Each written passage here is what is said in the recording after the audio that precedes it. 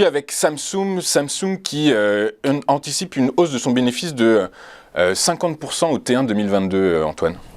Oui, tout à fait. C'est vrai que Samsung eh bien, a donné les prémices de sa prochaine publication de résultats.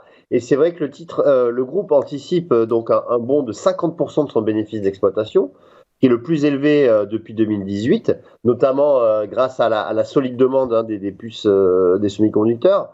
Il devrait ressortir, selon le groupe, à 11,5 milliards de dollars, donc ce qui est considérable, et le chiffre d'affaires du sud-coréen devrait augmenter de 18%. On verra cela, bien évidemment, car les chiffres réels, si je puis m'exprimer ainsi, vont être publiés le 28 avril prochain.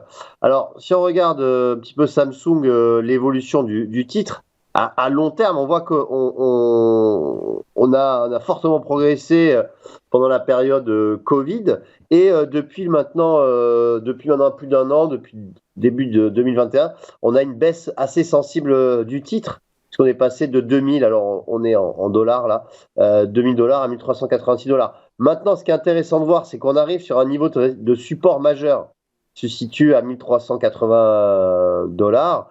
Donc on va voir comment ça réagit sur ce niveau, mais on pourrait assister, pourquoi pas, à un rebond du titre si eh bien, les chiffres se confirmaient excellents. C'est ça, c'est ça. Si la publication donc de fin avril, vous nous avez dit, c'est ça, Oui.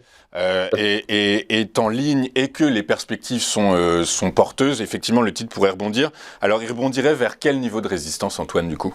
Alors, si je zoome un petit peu, effectivement, on a un premier niveau de résistance ici qui se situe à 1475 dollars. Et en fait, si on devait ensuite dépasser ce niveau, on a un niveau de résistance majeur ici qui se situe à 1670 dollars. Ouais, ça semble éloigné quand même, les 1670. A contrario, si, donc a priori, la publication devrait respecter la communication qui est faite par Samsung aujourd'hui. Par contre, c'est évidemment les perspectives qui seront analysées par la communauté financière. Si les perspectives sont moins porteuses, moins prometteuses qu'anticipées, le titre pourrait retourner vers quel niveau de support? Pourrait aller vers quel niveau de support selon? Alors, si on rompait ce niveau de support majeur aux alentours des 1380 par là, on irait retrouver les 1200. 1200, c'est un niveau de support qu'on n'avait pas vu depuis octobre 2020.